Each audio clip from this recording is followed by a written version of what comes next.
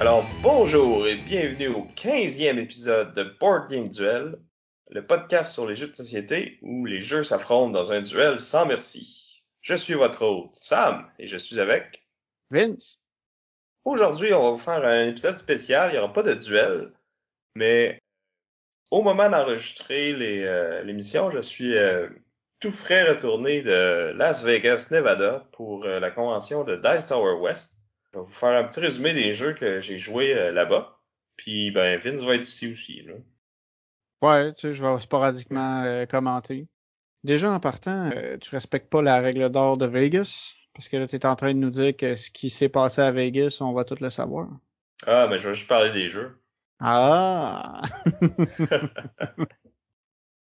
Alright, fait que sans plus attendre, parce que j'ai quand même une longue liste, je vais aller dans l'ordre que je les ai joués. Donc, pour commencer, je suis allé avec une partie de Blood Rage, un jeu de Eric Lang et publié par Simon. C'est un jeu qui commence à dater déjà, mais que j'avais jamais eu l'occasion d'essayer. C'est un jeu de contrôle de territoire, mais aussi un jeu de draft, de repêchage de cartes. Donc, c'est un jeu avec un thème mythologie viking. Chaque joueur va incarner un clan, puis dans le fond, il va y avoir une carte qui va être divisée en différents territoires, puis on va utiliser nos points de rage pour recruter des nouvelles unités, se lancer dans des pillages, puis combattre les autres joueurs. Puis tout ça va se faire avec des cartes. Dans le fond, il va y avoir trois âges, si on veut.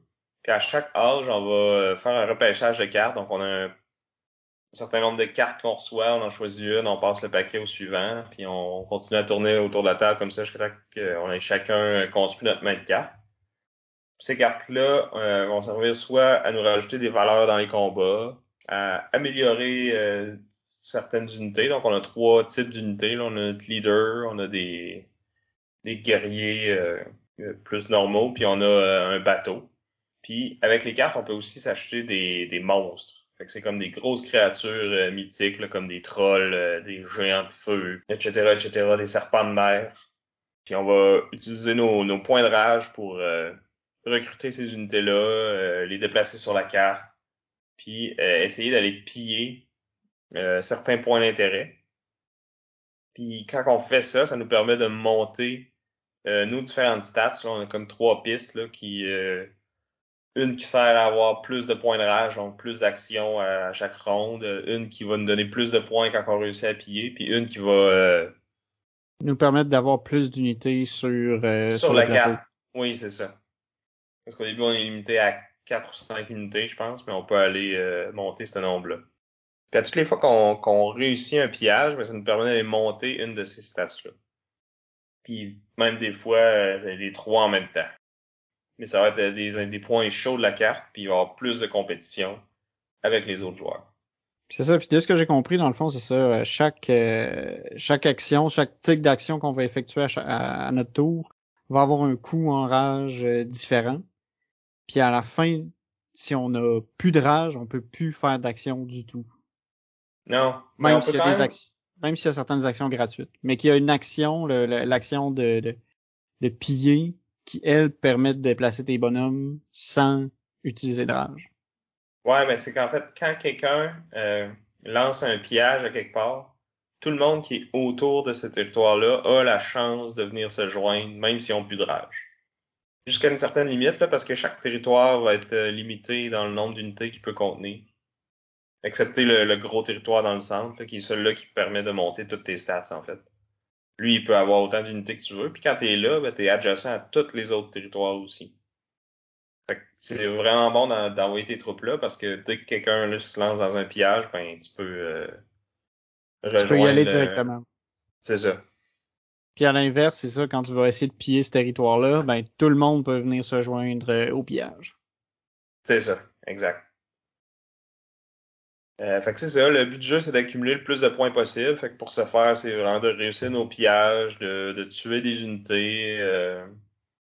Il y a les cartes qu'on repêche aussi, qu'il y en a certaines là-dedans qui nous donnent comme des espèces de pouvoirs permanents, là. Il y a la fameuse stratégie de Loki, là, qui est comme à toutes les fois que tu perds des unités, tu vas gagner des points.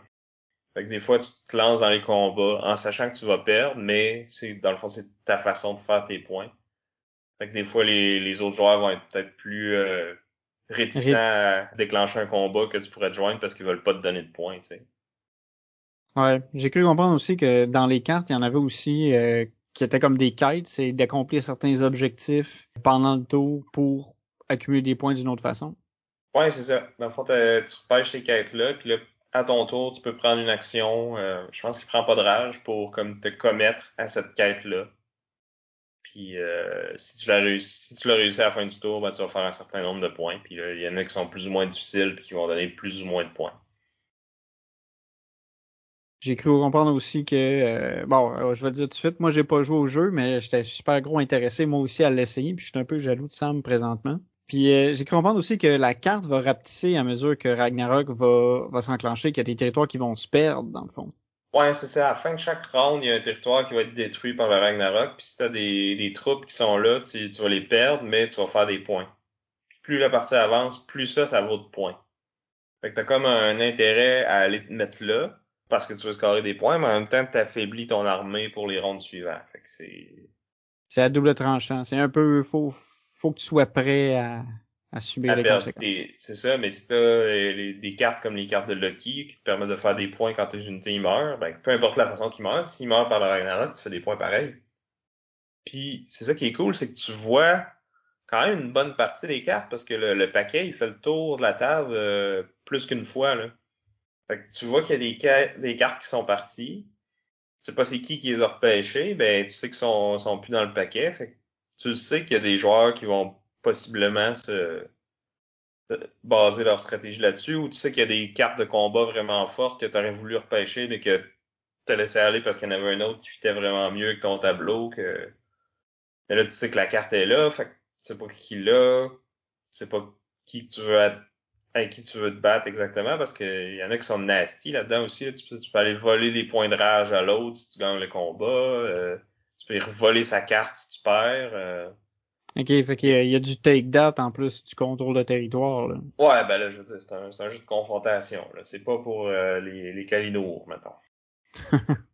Mais en même temps, il y a un petit côté draft qui fait plus euro un peu. Hmm. Je trouve que ça fait un bon mélange. Là.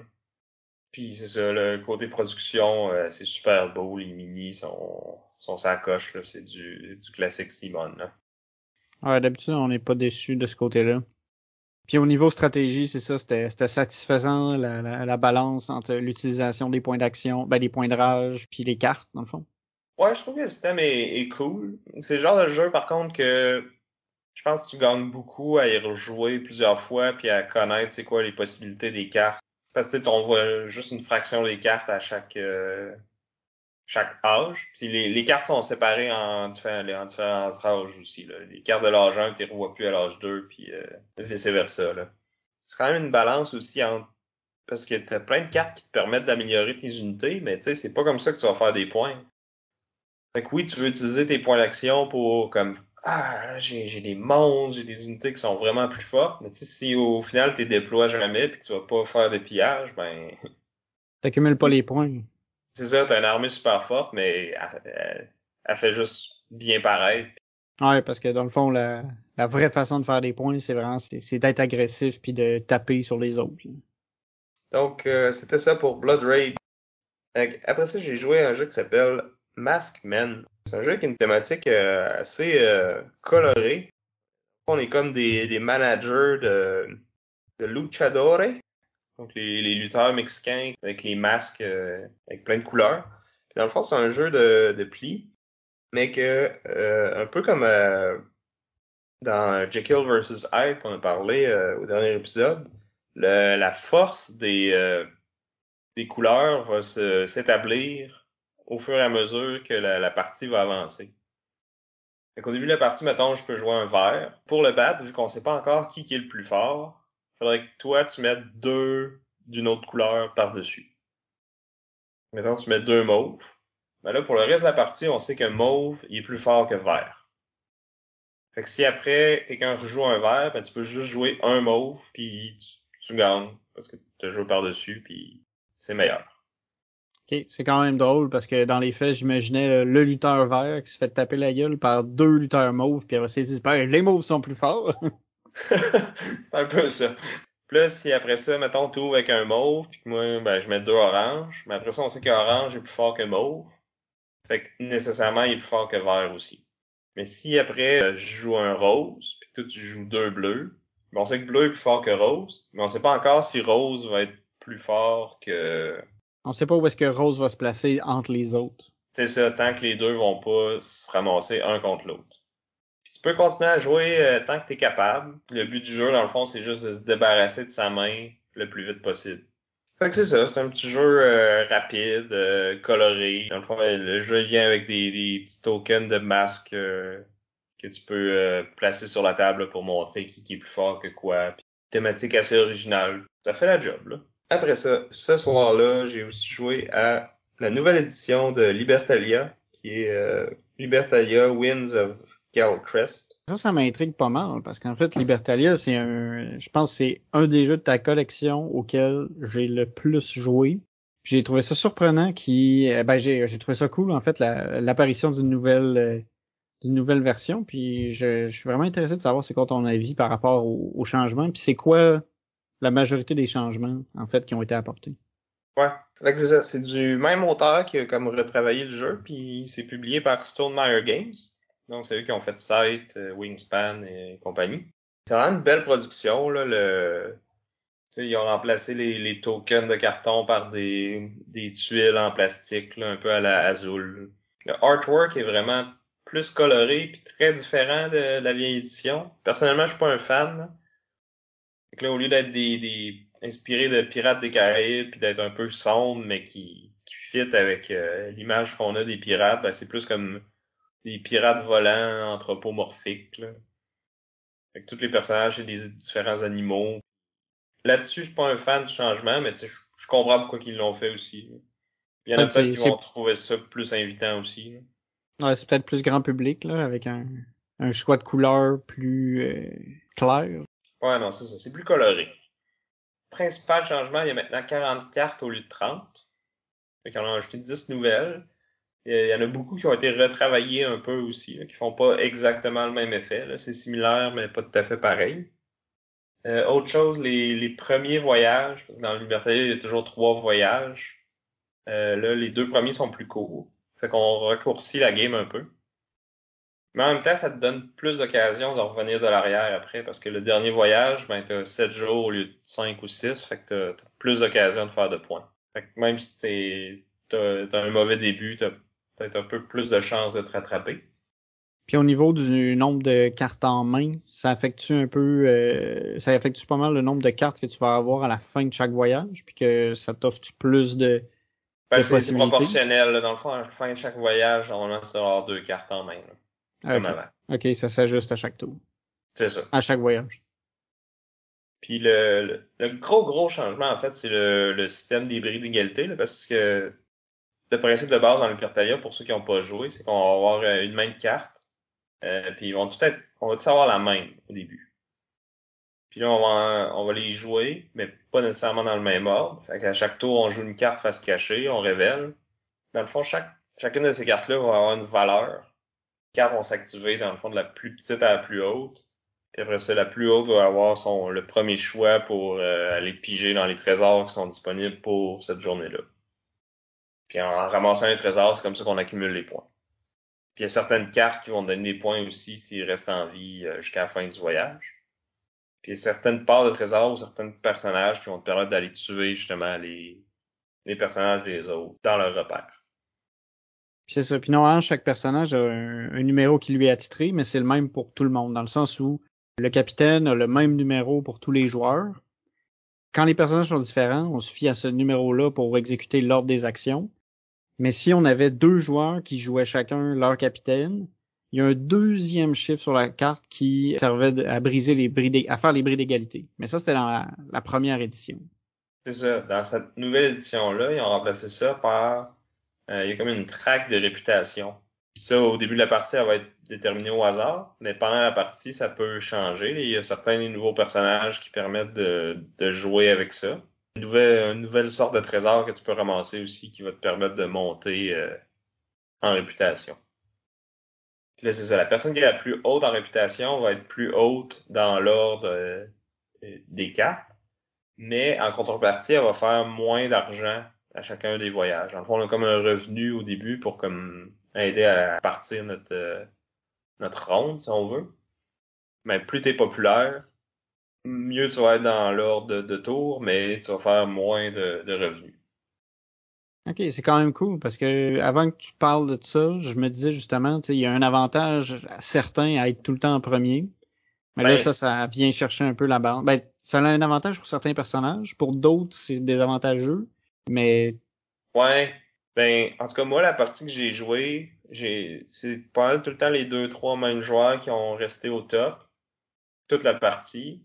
Puis c'est eux qui ont fait le plus de points aussi. J'ai OK. gagné assez aisément, puis j'ai passé pas mal toute la partie à être haut dans la réputation.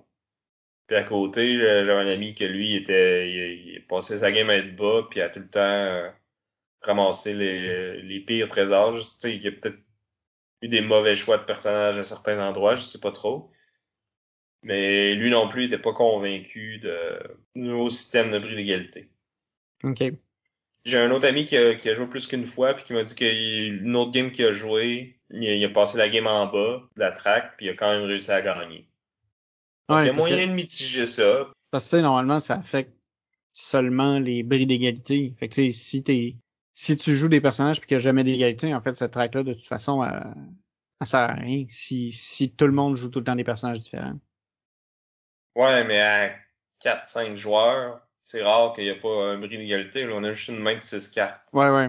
Ouais, puis c'est vrai que, tu sais, c'est ça, on a toutes les mêmes cartes au départ, là, puis que ça change un peu à mesure que la partie avance parce que on finira pas toutes avec les mêmes deux cartes à la fin de chaque voyage. Mais, Mais on en repige quand même 5 similaires, ou 5 ou 6 ou 7 à chaque fois. Là. ouais, Fait que oui, on a des divergences dans notre main, mais pas tant que ça non plus. Mais c'est sûr que c'était une partie, tu sais, puis j'ai pas vu toutes les nouvelles cartes non plus. Mais moi, ma conclusion à la fin, c'était j'ai pas le goût de l'acheter parce que j'ai déjà le vieux Libertalia, tu sais. ouais, tu Mais sais, si vous avez joué au vieux Libertalia mais que vous l'avez pas, je dirais allez le chercher celui-là. Ma conclusion, c'est qu'il est pas mieux que le vieux, mais il est pas pire non plus, là. Tu sais, c'est 90% pas mal la même chose. Moi, c'est un jeu que j'aime quand même beaucoup. Fait que si, tu sais, vous étiez pas sûr le nouveau versus le vieux, je vous dirais, tu sais, le nouveau, il est disponible en ce moment, on peut le précommander ou on peut le commander, tu sais, allez-y. Il est le fun. Il garde l'essence du vieux. Ben, à part le style artistique, mais ça, bon. Peut-être que pour vous, c'est pas un problème ou que vous préférez le nouveau même. Mais moi, tu sais, il va pas remplacer le vieux pour moi. Mais je pense que les deux peuvent coexister dans la paix et l'harmonie. on verra pas un Libertalia contre Libertalia en duel. Je penserais pas, parce que pour vrai, comme je disais là, il y a plus de similarités que de différences. OK. Donc voilà pour Libertalia, Win of Galcrest de Paolo Mori. Sinon, j'ai essayé des jeux un peu plus légers puis plus party. Dont un qui s'appelle Anomia. Donc c'est un jeu, c'est juste un paquet de cartes en fait, avec des symboles un peu à la Jungle Speed. Fait que t'as différents types de formes. Puis à ton tour, tu revires une carte, puis t'as la laisse devant toi. Puis après, s'il y a un autre joueur plus tard qui revire une autre carte qui a le même symbole que toi, t'as comme un match. C'est dans Jungle Speed, ben là, c'est le premier qui se garoche au centre de la table puis qui assomme les autres avec essayer de trouver de ramasser le espèce de petit hochet. Mais dans ce jeu-là, sur les cartes, il va aussi avoir des catégories. Ça peut être, mettons, des animaux ou des acteurs ou des films des années 20 ou tu sais, il y a un paquet de catégories. Puis quand tu as un match avec quelqu'un, il faut que tu dises quelque chose qui fit dans la catégorie sur sa carte avant que cette personne-là puisse dire de quoi qui fit avec la catégorie sur ta carte à toi. Fait qu'il faut que tu surveilles toutes les cartes de tous les autres joueurs. Tu sais, c'est un jeu qui se joue à vraiment beaucoup, là. Tu joueras pas à ça à 2 ou 3, là. Fait que t'es tout le temps en train de surveiller 5-6 autres cartes, puis de penser dans ta tête à quoi que tu pourrais dire si jamais tu matches avec ces personnes-là. Puis là, toutes les fois qu'il y a un match, puis tu réussis à dire la bonne chose avant l'autre, ben tu vas prendre sa carte puis tu vas la mettre dans ta pile de score. Mais là, lui, ça peut révéler une nouvelle carte en dessous de son paquet. Fait que là, ça fait un nouveau match. Puis là, ça arrête plus. Ok, ouais, fait qu'il faut être rapide d'esprit, puis ou sinon avoir une bonne mémoire de quelle association t'as faite avec quel joueur. Ouais, vraiment. Puis pour pimenter encore plus, il y a certaines cartes qu'il y a 2 symboles dessus. Puis là, ça dit maintenant, ces 2 symboles-là deviennent des matchs. Mais ça, il peut y en avoir juste une en jeu à la fois. Mais ça va changer au cours de la partie parce qu'il y a plusieurs de ces cartes-là. Fait que des fois, rapidement, tu te ramasses avec un match avec quelqu'un d'autre, puis là, ça fait une cascade. Fait que tout le monde se met à crier, puis à penser, puis à faire bateau! Ah, quand même. Non, ça a l'air bien. J'aime la twist par rapport à Jungle Speed. Moi, j'ai jamais aimé Jungle Speed parce que j'ai trouvé ça trop... J'avais trop peur de blesser quelqu'un. Ouais, mais c'est ça, là, c'est vraiment juste une bataille d'esprit. Fait que c'était Anomia. J'ai essayé un jeu aussi qui s'appelle Art of Attraction. Fait que c'est un petit jeu de dextérité où ce que tu mets sur la table des espèces de petits cœurs en métal. Puis les cœurs sont comme aimantés. Mais aimantés pas de manière symétrique, si on veut. Tous les amants sont pas dans le même sens. Fait qu'il y en a qui vont se repousser, puis il y en a d'autres qui vont s'attirer. C'est ça, puis comme ça sera pas pareil d'un cœur à l'autre, là. Fait que tous les cœurs, ils vont pas se comporter de la même façon. Ça va comme glisser ou pichenoter ton cœur sur la table. Puis le but, c'est qu'il y en a qui se collent ensemble. Puis là, quand il y en a qui se collent ensemble, tu ramasses tous les cœurs dans cette espèce de moton de cœur-là. Puis le but, c'est dans le fond, on t'alterne d'un jour à l'autre à lancer tes cœurs, puis quand la table est vidée, ben celui qui en a ramassé le plus gagne la partie. OK. Fait que c'est un jeu de pichenotte, mais un Mais peu de hasard parce que les aimants vont pas nécessairement coller. c'est ça. Mais il y a clairement tu peux avoir des skills, ce que moi je n'avais pas.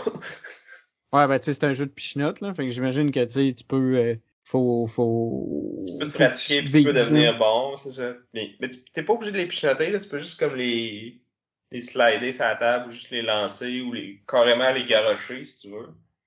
Tant que ça colle. Puis il faut qu'ils restent à la table aussi. Parce que OK. si ils tombent de la surface, ben là, l'autre joueur peut aller les attraper, puis finalement c'est lui qui va les ramasser. OK. Toi, t'as aimé ça?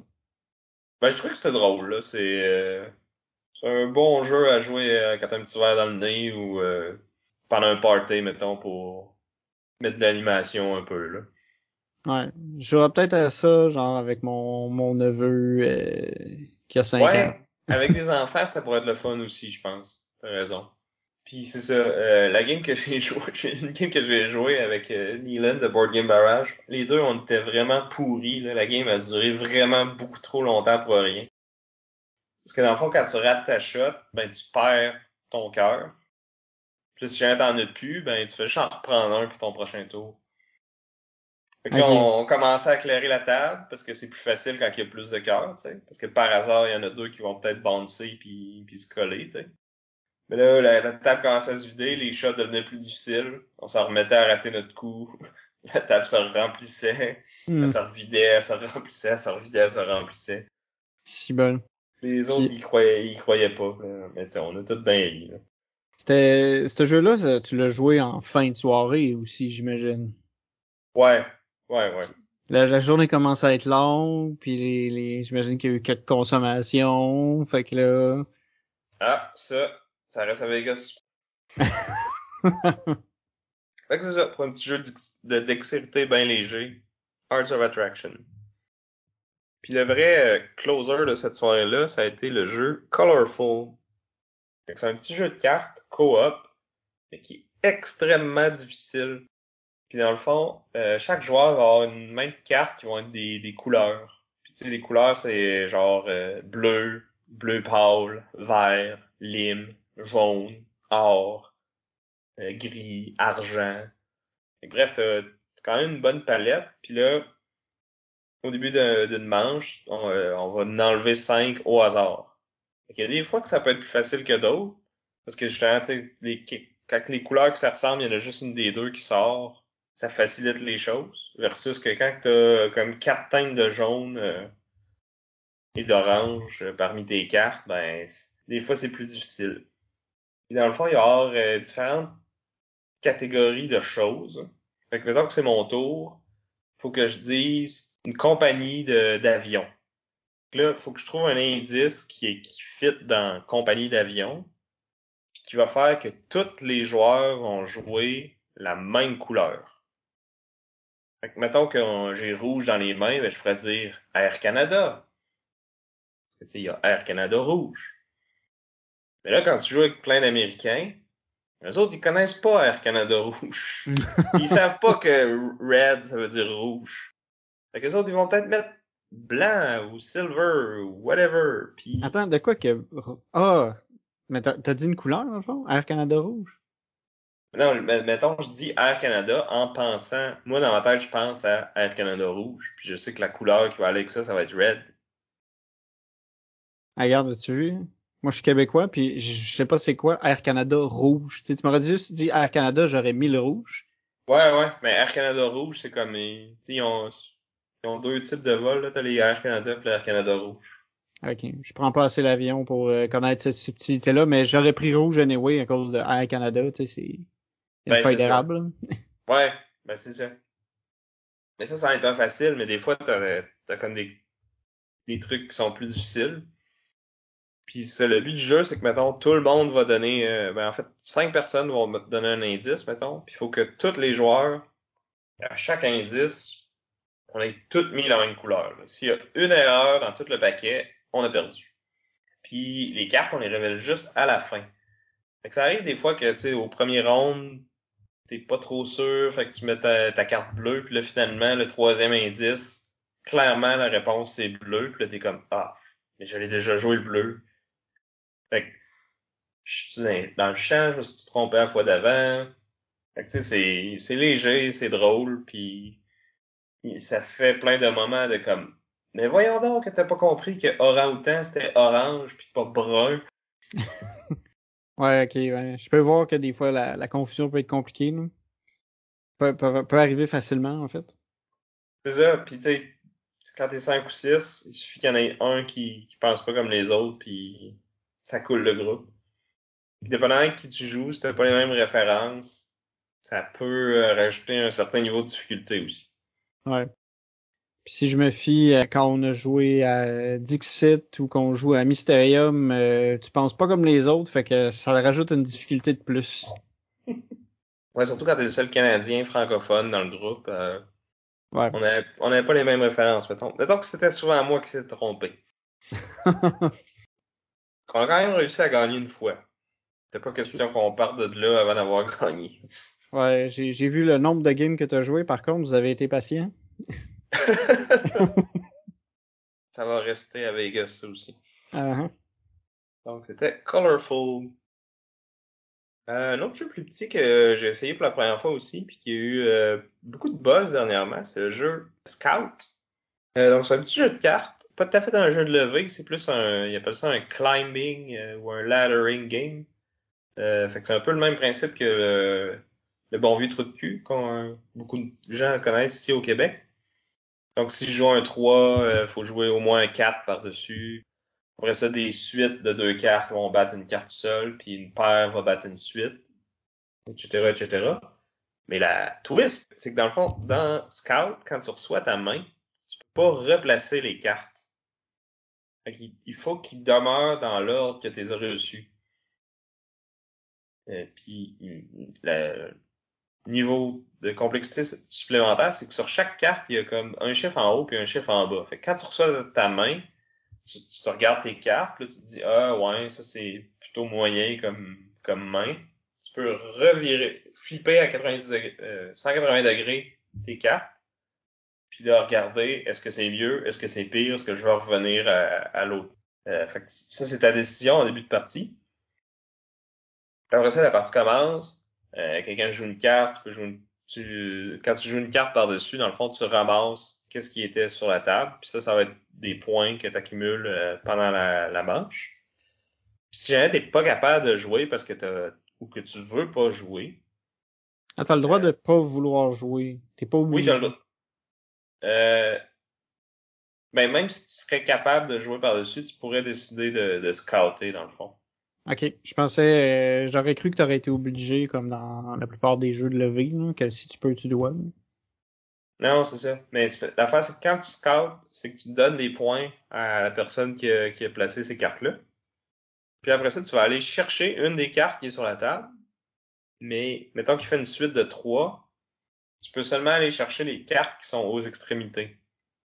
Fait que pas celle qui est dans le milieu. Fait que tu vas chercher cette carte-là, puis là, tu peux la placer n'importe où dans ta main.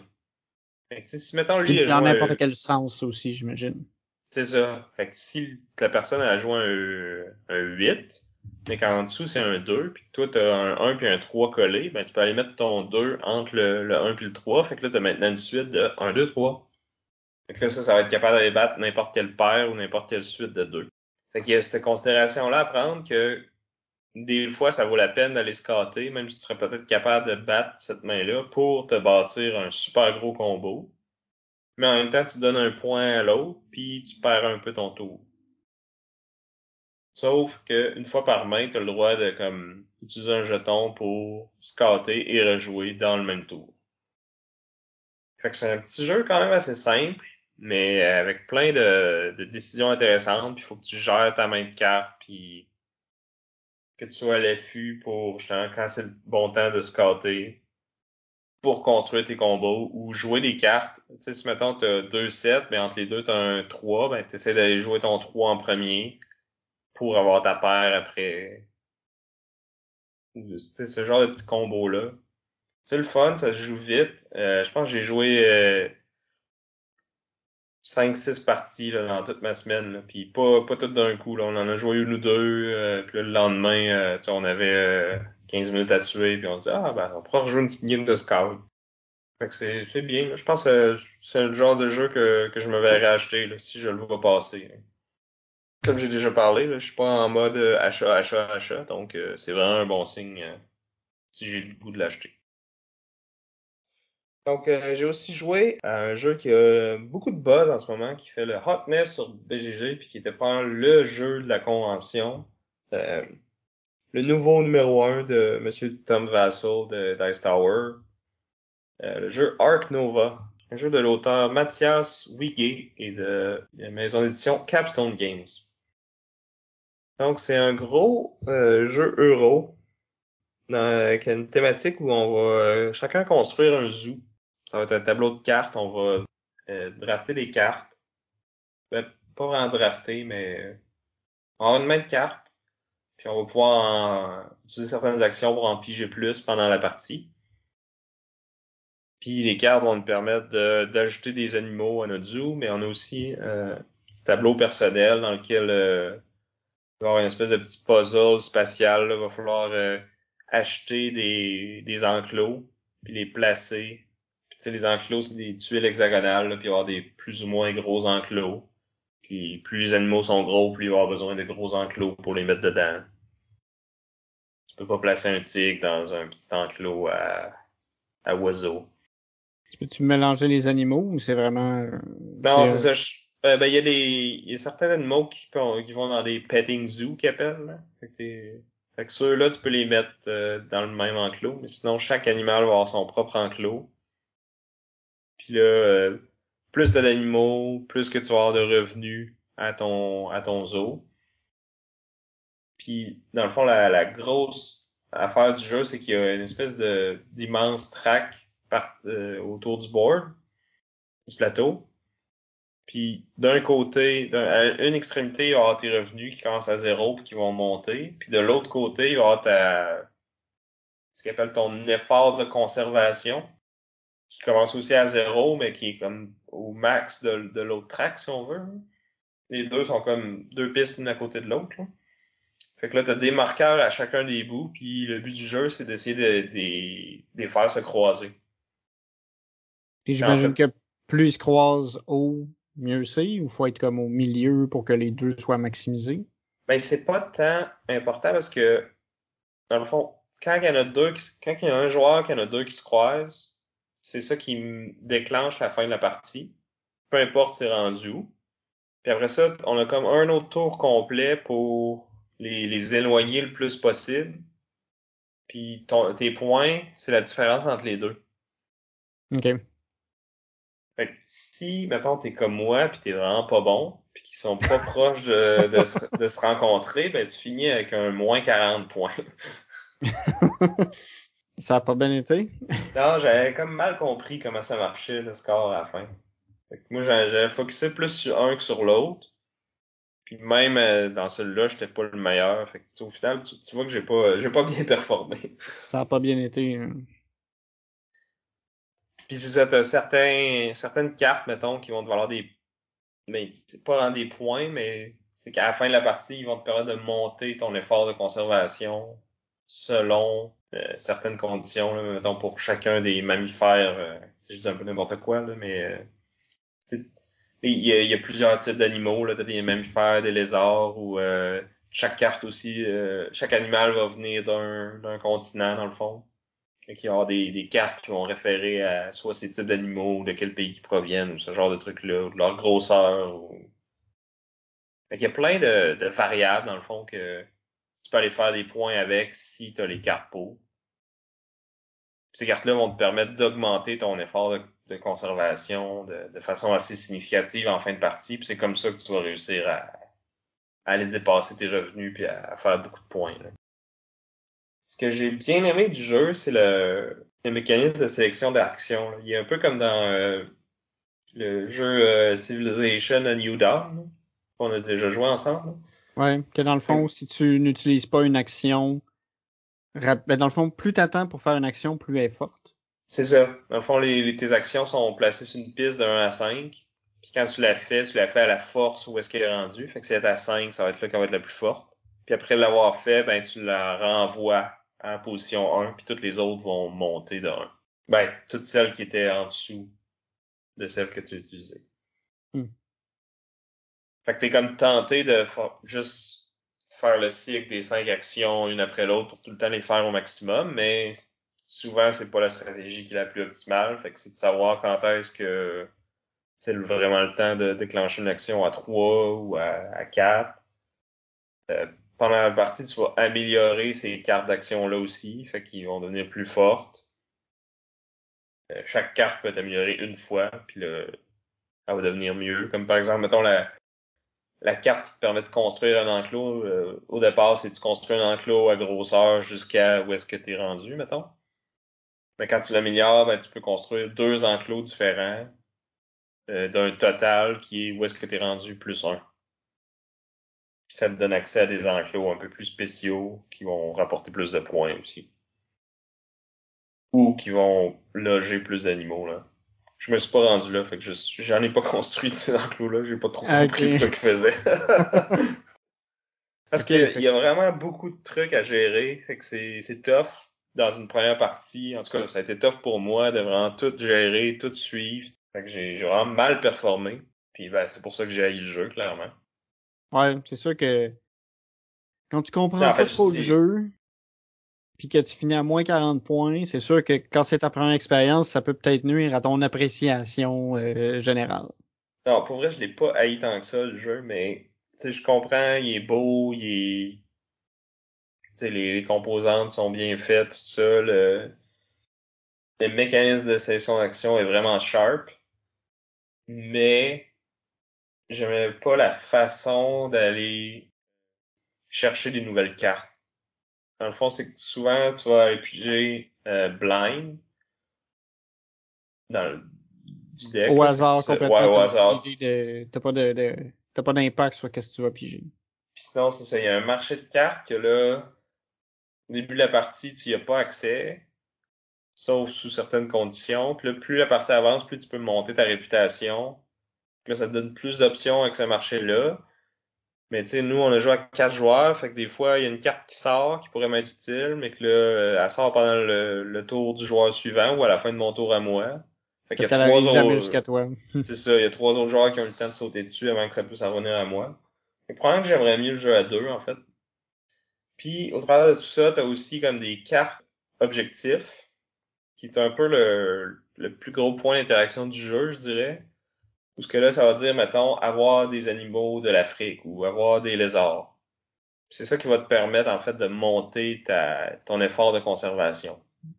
Puis que j'ai peut-être un peu négligé pendant ma partie. Ben, Puis c'est ça, chaque carte, mettons, va avoir 3 niveaux dessus. Fait que qui va permettre de, dans le fond, c'est avoir 2, 5 ou 8 animaux de cette catégorie-là. Puis là, si tu le réussis à 8, ben ça fait monter de plus que si tu le réussis à 2. Mais un coup qu'un joueur le fait, ça, il place un cube là-dessus, puis là, plus personne d'autre peut aller à ce niveau-là sur cette carte-là.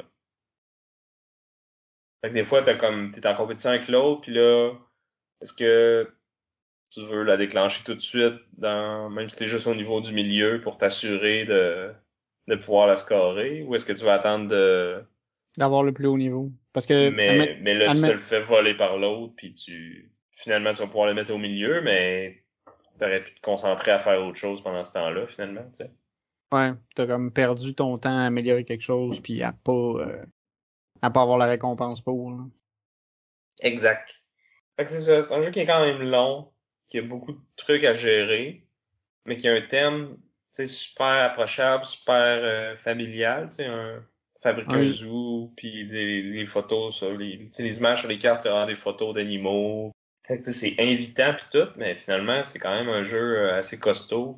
Il est pas aussi accessible qu'il laisse paraître par son esthétique. Ouais, bien dit.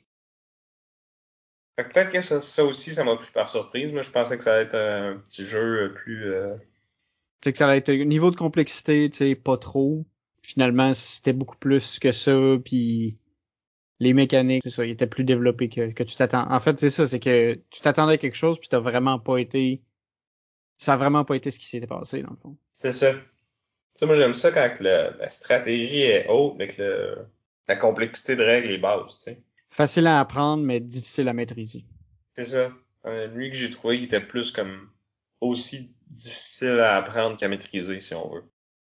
Ouais. Fait que tu sais, c'est ça. Je refuserais pas d'y rejouer, mais je vais jamais le proposer ou je vais pas aller me l'acheter, tu sais.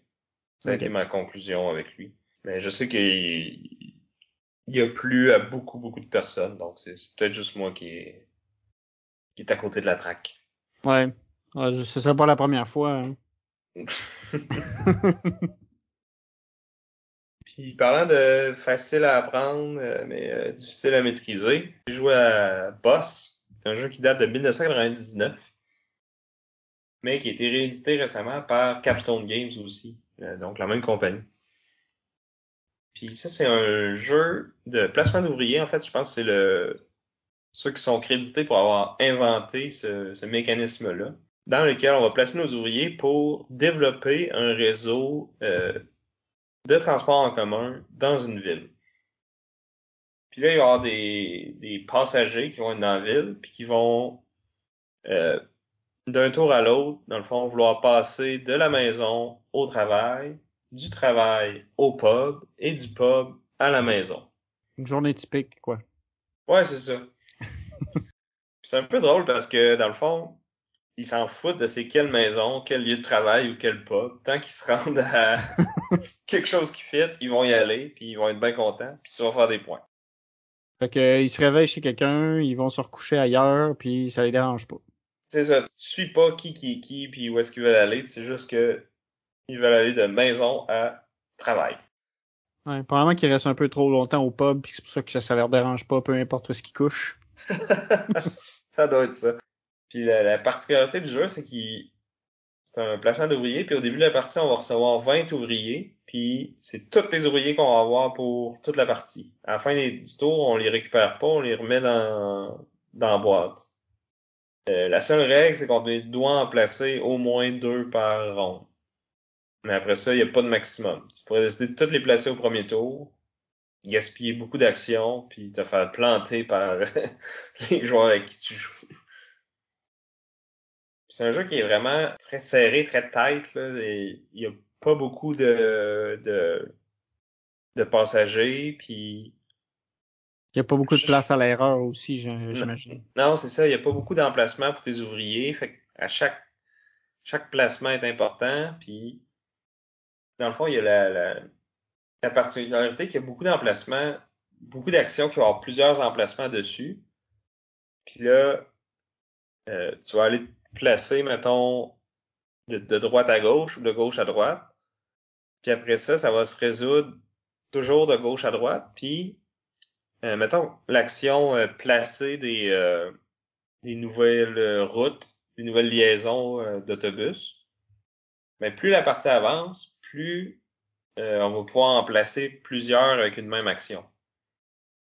Fait que mettons que le niveau est rendu à 5, ben la dernière personne qui va en placer 5. Puis si moi je vais me placer juste devant elle, je vais pouvoir en placer 4, mais je vais les placer avant elle. Plus quelqu'un d'autre vient sur le spot d'avant, ben il va en placer 3, mais avant moi. Puis là, la première personne pourrait décider de revenir pour en placer 2, avant la personne qui en place 3, avant que l'autre en place 4, avant qu'elle en replace 5. Il y a plusieurs emplacements comme ça qui s'activent plusieurs fois. Plus la partie avance, plus ils vont devenir forts. Mais toujours, celui qui en fait le plus le fait en dernier. Puis on va placer tous nos ouvriers dans le rond, puis après ça, quand tout le monde a passé, on va activer les différentes actions, mais toujours dans le même ordre. Fait qu'on va commencer par placer des connexions, après ça, on va améliorer notre niveau de bus. Fait que là, il y a une personne qui peut l'améliorer, puis le niveau de la plus haute, c'est ça qui détermine combien de routes sont placées au tour suivant, puis tout ça. Après ça, on va placer des nouveaux buildings. Fait qu'on place des nouveaux, soit des nouvelles maisons, ou des nouveaux lieux de travail ou des nouveaux pubs. Puis généralement, on va essayer de les placer pour avantager notre réseau à nous. Ou Puis nuire essayer aux de... autres aussi. Parce que Tu de peux ce que j'ai aussi... compris, il y a moyen de nuire au plan des autres en plaçant certains bâtiments à des endroits stratégiques. C'est ça, il y a certaines intersections qui peuvent avoir plus qu'un bâtiment. Fait que si mon petit bonhomme il est au pub puis qu'il veut aller à la maison, ben si je place puis qu'il est sur ton réseau par exemple, ben moi je peux aller placer une maison juste à côté de son pub. Fait que comme ça, quand il sort du pub, il fait juste traverser la rue puis il va se coucher dans la maison en avant de lui. Fait que là toi tu prévoyais le ramasser, t'avais déjà placé tes ouvriers pour faire ça. Puis là tu te ramasses que t'as plus de passagers à ramasser puis t'as gaspillé ton ouvrier puis dans un jeu où tu en as juste 20, d'en gaspiller un, ça fait mal. Puis c'est ça, dans le fond, chaque ouvrier que tu vas amener à la destination qu'il veut aller, ben ça va te faire un point. Puis c'est le genre de jeu que, tu sais, les scores, là, il y a une game que ça a fini 9-9-5. Là. Ouais, c'est serré, là. C'est chaque passager est super important à ramener. C'est ça. Puis il y a une espèce de twist vraiment comme nowhere qu'il y a un spot que tu peux genre arrêter le temps. Mais c'est un spot que tu peux pas utiliser trop de fois dans la partie. Là. Dans le fond, il y a comme des petits jetons qui sont placés dessus en début de partie. Puis à toutes les fois que tu fais cette action-là, tu prends un jeton. Puis ça, c'est un point négatif en fin de partie. Fait que c'est pas à négliger. Là. Tu vas pas là à tous les tours, mettons. Puis comme il y a comme une petite explication thématique, si tu le fais plus que 5 fois, ben ça va briser le continuum espace-temps. Fait que un coup qu'il n'y a plus de jetons sur cet emplacement-là, ben tu peux plus faire cette action-là, tu sais. Hmm. Mais ça peut être super mine parce que là, toi, tu planifies tout ton tour en fonction d'amener les gens du pub à la maison. Puis là, finalement, ben, ils veulent tous rester au pub. Fait qu'il n'y a plus personne qui bouge. Puis t'as gaspillé tous tes ouvriers, tu sais. Pendant que Ouais. l'autre à côté, lui, il a juste pris des actions pour monter son réseau, puis pour se préparer pour le tour suivant, où ce que là, ils vont vraiment vouloir aller du pub à la maison. Si personne ralentit le temps encore. OK, fait que c'est quand même sale comme action, là. Tu te fais pas d'amis en utilisant ça, là. Vraiment pas. Mais en même temps, si tu prends un point négatif, puis encore une fois, dans une partie où ça peut se gagner à 9, un point négatif, c'est gros, là. Ouais. Mais fait que c'est ça, super facile à apprendre. J'ai expliqué à peu près toutes les règles. Tu peux vraiment faire des coups de cochon à tes amis. Puis moi, c'est le genre de jeu qui me fait bien rire et que j'aime beaucoup. Ça en est un autre que je vais peut-être chercher à acquérir. Je me suis créé un autre besoin. Bon. Un jeu que j'ai essayé aussi puis qui va probablement te rendre jaloux, c'est le jeu Cthulhu Wars de Sandy Peterson et de Sandy Peterson Games. Peut-être qu'ils Ouais. sont reliés, ces deux-là. Mais bref, c'est un gros jeu avec beaucoup trop de plastique où on a Cthulhu puis un paquet d'autres monstruosités cosmiques qui essaient de se battre pour le contrôle de la Terre. Dans le fond, on va tout avoir une faction asymétrique. Puis chaque faction va avoir son Great Old One, là, qui va être Cthulhu et autres. Là. Nyarlathotep. Exact, moi c'est celle-là que j'ai joué, je pense. Il s'appelait les Cosmic Crawlers. Puis c'est ça, tout le monde va aussi avoir des cultistes, puis deux, trois différents types de monstres. Là, chaque unité va avoir un certain coût. C'est un peu comme dans Blood Rage, là. À chaque tour, on va faire un certain nombre de pouvoirs, puis on utilise ce pouvoir-là pour réaliser les Effectuer des différents. actions. C'est ça, comme se déplacer, attaquer, faire apparaître des nouvelles unités. Fait que ça, c'est un peu les règles communes, si on veut. Puis là, les différents monstres vont avoir différentes stats, là, différents nombres de dés qu'on lance quand on se bat avec ces monstres-là, ou le coût pour les invoquer, puis tout ça. Fait qu'on a un pouvoir asymétrique au début de la partie, puis au fur et à mesure que la partie avance, on va en débloquer 6 autres.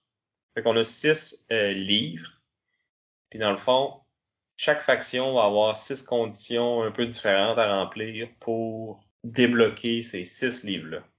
Ouais, puis de ce que j'ai compris dans le fond, ces livres-là vont t'ajouter des actions qui vont être uniques aux différentes factions. Fait que dans le fond, ça ajoute de la diversité dans le fond à travers les factions parce que ça permet d'avoir des actions supplémentaires qui sont différentes. Ben, il y en a que c'est des actions, mais il y en a aussi que c'est juste que maintenant, certains types de troupes ont une habilité spéciale. Comme moi, j'en avais qui faisait que mon Great Old One, quand il réussissait à tuer ou à repousser, parce que dans le fond, quand tu brasses les dés, t'as comme deux types de hits, si on veut. Là. Vraiment des kills, qui est comme une chance sur 6 sur ton dé. T'as trois faces qui sont il se passe rien. Puis t'as deux faces que c'est comme les pain. Tu Fait les que repousses. tu leur fais mal, fait que faut qu'ils retraitent du territoire. Fait que quand tu fais une action d'attaquer, tu fais juste comme j'attaque dans ce territoire-là, je compte combien que j'ai de monstres, combien que ça me donne de dés. Toi, tu fais pareil. On brasse une trolley de dés chacun. Puis là, dépendamment de combien de hits t'as eu, il y en a qui vont mourir, il y en a qui vont être repoussés. Puis après ça, le combat est fini. Fait que pour refaire un autre combat, ben, il faut refaire une autre action de combat. OK. Puis Là, là, tu me fais moi, peur, là, parce que c'est des gros roulements de dés, dans le fond. ouais. Mais c'est que t'enroules tellement beaucoup qu'à un moment donné, ça finit par se balancer, puis la distribution est pas, c'est pas comme un D6, mettons, là. OK, Que ouais. là, t'as une variance de 1 à 6, là. T'as comme trois résultats possibles, puis les probabilités sont pas égales pour les trois, tu sais. OK. Fait que c'est ça. Chaque faction va débloquer des nouvelles habilités. Il y en a qui vont s'appliquer seulement à un type d'unité, d'autres qui vont s'appliquer à tout le monde. Puis, dans le fond, quand la fin de la partie est déclenchée, peu importe le nombre de points que tu as fait, tu peux pas gagner si t'as pas débloqué tes 6 livres. Fait qu'il faut vraiment que tu travailles à faire ça, mais qu'en même temps, tu t'accumules des points. Il y a comme deux types de points, si on veut. Là. Il y a des trucs qui te rapportent des points, puis que là, tout le monde le voit. Là. Tu vois sur la piste de score, tout le monde qui monte là-dessus. Puis, tu as aussi certaines actions ou certaines habiletés qui vont te permettre d'aller piger des jetons que tu accumules pendant la partie. Puis, c'est des jetons qui ont une valeur de 1 à 3, mettons. Puis, il y a plus de 1 que de 2 que de 3. Puis là, à tout moment pendant la partie, tu peux décider que tu révèles les jetons que t'as, puis tu les additionnes à ton score. Puis ça, faut que tu le fasses avant la fin. Ben, en fait, c'est ça le timer de la game, c'est quand quelqu'un atteint un certain niveau de points, ça met fin à la partie immédiatement. OK. Fait que tu peux arriver à un point où est-ce que tu sais que tu peux mettre fin à la partie à ce moment-là, mais tu veux peut-être attendre pour creuser l'écart ou aller chercher ton dernier livre. Ouais, ben c'est sûr que si t'as pas ton dernier livre, tu vas pas mettre fin à la partie parce que tu pourras pas gagner. Ouais. Fait que ça pourrait arriver que, mettons, tout le monde perd. Parce que si personne est capable d'aller chercher son 6e livre, même si quelqu'un fait assez de points pour déclencher la fin de la partie, il y a personne qui va pouvoir gagner. Je Ben, pense pas que c'est possible en pratique, mais il y a aussi un autre timer sur la partie, une certaine action qui donne des points dans le fond justement, puis que si elle se fait assez souvent, ça va mettre fin à la partie immédiatement aussi, peu importe c'est quoi les points. ouais. Ça peut faire une fin anticlimactique un peu poche, là. Ouais, ben je pense que rendu là, normalement t'as eu le temps d'aller chercher tes 6 livres, fait que ça devrait pas arriver que... OK. Dans le fond, c'est quand même relativement facile d'aller chercher ces 6 livres. Oui puis non. Je pense qu'il y a des factions pour qui c'est plus facile que d'autres. Mais là, c'est dur à dire après une partie. Mais moi, en tout cas, il y en a une. Mon dernier livre, j'avais vraiment de la misère à essayer de trouver comment aller le chercher parce que, tu sais, j'ai eu une bonne armée au début. J'ai réussi à aller chercher beaucoup de livres, mais là, le monde se sont mis à me taper dessus. Fait que mon armée a diminué. Puis là, le dernier livre qui me restait, c'était justement de contrôler 4 gates. Là. T'as comme des gates que tu peux placer sur les territoires, puis que c'est par là que tu peux comme invoquer des nouveaux monstres. Là. Fait que d'en contrôler 4 dans un tour, c'est quand même assez difficile. Fait que je pense qu'il aurait fallu que je m'arrange pour, pendant que j'avais une grosse armée, plutôt que d'essayer d'aller peut-être nuire aux autres. C'est aller chercher les portails rapidement puis faire celui-là vite parce qu'il est plus difficile plus tard. C'est ça. Mais en même temps, c'est tough parce que les portails, c'est ça qui te rapporte du pouvoir à tous les tours. Ça te donne des points aussi à la fin de la partie. À la fin du tour, chaque portail que tu contrôles te donne un point. Fait que tout le monde y est défendre, là. Ouais. Mais il y avait une autre façon, en fait, je pouvais juste accumuler beaucoup de pouvoir. Mais en même temps, c'est ça aussi, là, je peux pas. Les pouvoirs que tu dépenses pas dans un tour, t'es gardes pas d'un tour à l'autre, là. Ouais, fait que tu les utilises. Fait que c'est ça. Faut que tu te builds pour devenir assez fort pour en avoir 15 d'un coup ou contrôler 4 portes. Ce qui aide à en avoir 15 dans un sens. Fait que c'est comme, oui, Les il y a deux deux sont un peu façons. liés, ouais. C'est ça. Mais sont un peu liés vu que les portails te donnent les pouvoirs. C'est ça. Fait que bref, cela, j'ai pas réussi à aller le chercher. Fait que j'ai pas gagné. Puis c'est le genre de jeu que je pense qu'il gagne à être joué avec le même groupe plusieurs fois. Parce que juste la première game, t'essaies d'apprendre ta faction, comment qu'elle marche, comment que tu peux aller chercher tes livres, quel livre tu devrais... Aller L'ordre chercher dans dans lequel quel moment. c'est ça, l'ordre dans lequel tu vas chercher tes livres est vraiment important là, parce que il y a des pouvoirs qui peuvent être plus utiles que d'autres. Puis de savoir lesquels qui sont les meilleurs au début, c'est comme pas évident.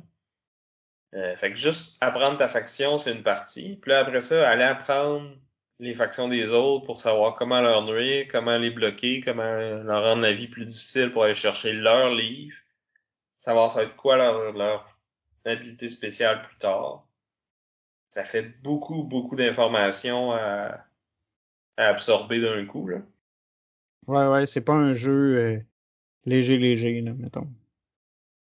Ben, non, mais les règles de base sont quand même assez simples, là. Je veux dire, comme quand les combats fonctionnent, quand les déplacements fonctionnent, quand tu fais les points, ça c'est facile. Mais il y a tellement d'habilités spéciales pour chaque faction, puis de factions différentes, là. Nous, on a joué à 4, mais tu sais, dans le jeu de base, je pense qu'il y en a 4. Mais Puis il y a des il milliers existe. d'extensions, là. C'est ça. Puis tu sais, les extensions ils vont rajouter des nouvelles maps pour jouer à plus ou moins de joueurs, puis des nouvelles factions. Il y a moyen d'avoir beaucoup de diversité. Est-ce qu'ils sont toutes bien balancées puis égales? Je suis pas certain. Mais en même temps, dans ce genre de jeu-là, c'est peut-être pas tant grave parce que quand tu le sais puis que tu as joué beaucoup, ben, Tu peux tu sais que cette acheter, faction-là est plus forte, fait que tu vas peut-être te mettre à 2-3 contre cette personne-là pour les... t'assurer qu'ils prennent pas trop d'avance puis que tu sois en mesure de les contenir. C'est ça. Puis je sais que toi, tu tripes ces tentacules, puis les horreurs cosmiques, fait que probablement que t'aurais beaucoup de plaisir avec ce jeu-là. Là. Moi, le thème me parle pas plus qu'il faut, là. Ouais. Mais à ça, en plus, t'ajoutes la domination du monde, ce qui est aussi un de mes objectifs de vie. Fait que ça venait me rejoindre. Mais je t'avoue que l'aspect prendre une poignée de dés, les lancer, puis laisser le hasard en décider, ça me... Ben, c'est souvent le cas pour ce genre de jeu-là, là. Pas tout le temps, mais... Ouais, ça dépend à quel point il y a moins de le mitiger, puis que t'as d'autres actions, d'autres pouvoirs en plus, là. Ouais, c'est ça. Mais comme moi, par exemple, mettons, j'avais des monstres qui étaient plus faibles, qui en fait me donnaient aucune valeur de combat. Mais quand je débloquais un livre, je pouvais, s'il était dans le territoire du combat, l'enlever au début du combat pour forcer l'adversaire à enlever un de ses monstres aussi. OK. Je pouvais enlever ses unités plus fortes avec mes unités plus faibles, mais il OK. fallait que j'aille débloquer le bon livre puis que je les amène à la bonne place, tu sais. Ouais, ouais. OK, fait qu'il y a quand même il peut y avoir une stratégie même dans les phases combat, là. C'est pas Ouais, juste claquer ouais. des dés. Non. Il y en a quand même beaucoup, là. Puis tu sais, piger les jetons aussi pour faire les points cachés. Si tu piges juste des 3 versus si tu piges juste des 1, ça peut faire une bonne différence aussi à la fin de la partie. Mais, tu sais, celui qui a gagné, c'était à lui le jeu, puis il avait déjà joué. Versus on était deux joueurs qui avaient jamais joué, puis un qui avait joué une fois. Puis clairement, il nous a clenché, là. Ouais, c'est sûr que la connaissance des mécaniques, ça doit donner un avantage certain. C'est ça. Fait que, tu sais, oui, il y a de la chance puis il y a du hasard, mais celui qui a le plus d'habileté ou de connaissance du jeu va gagner plus souvent, j'ai l'impression. OK. Mais finalement, tu l'aimes ou tu l'aimes pas pire? Ouais, c'est quoi ton appréciation générale sur celui-là? Ouais, je pense que je l'ai aimé. Je l'achèterais probablement pas parce qu'il coûte vraiment cher. Ouais, puis à ce prix-là, faut que ce soit vraiment le fun, là. Maintenant, il y a des limites à payer pour du plastique aussi, là.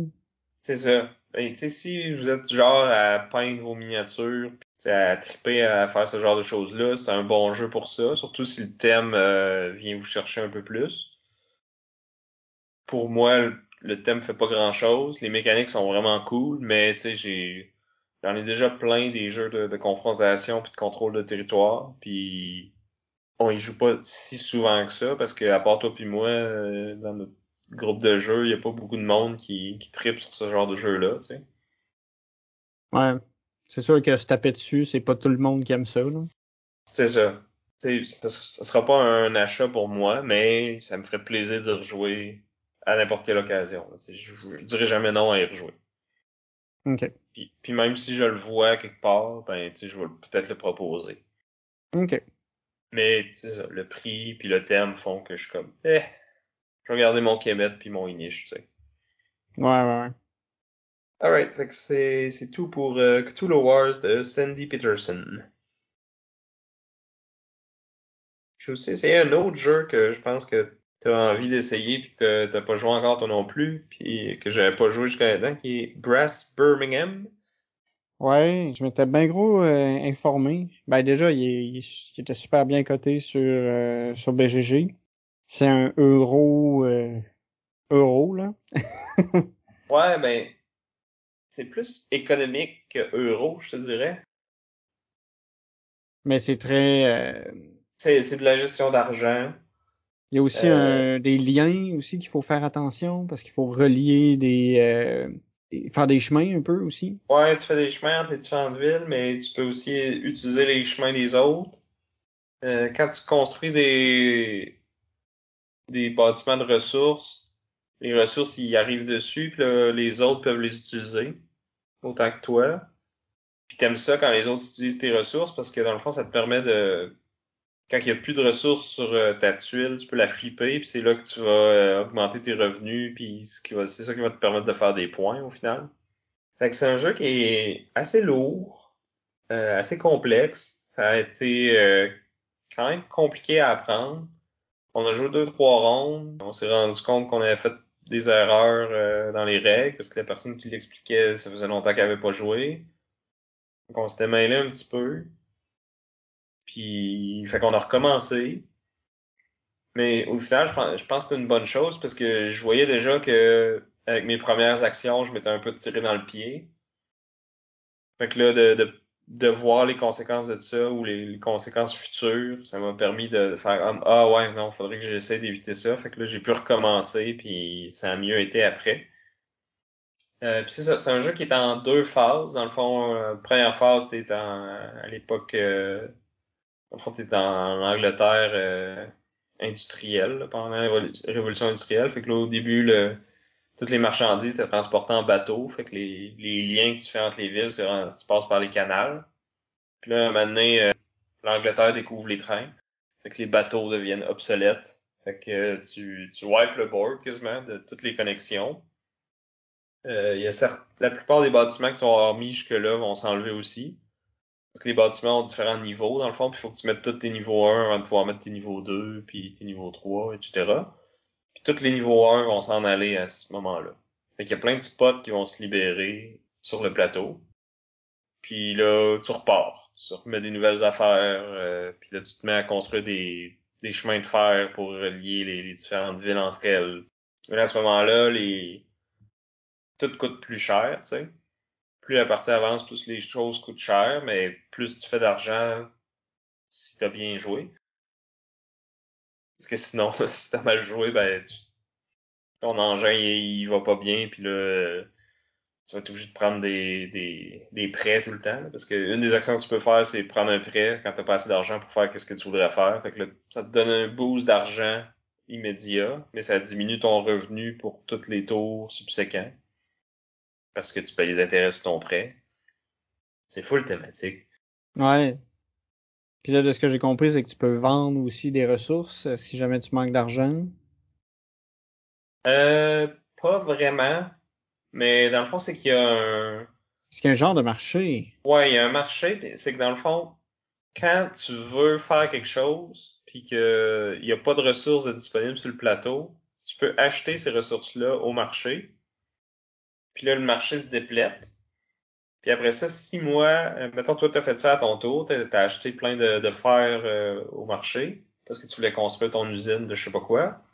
Ben, moi, à mon tour après, si je fais un bâtiment qui produit du fer, ben, plutôt que d'attendre que les joueurs viennent me l'acheter puis l'utiliser, ben, je le mets direct dans les spots du marché qui sont libérés quand toi tu l'as acheté.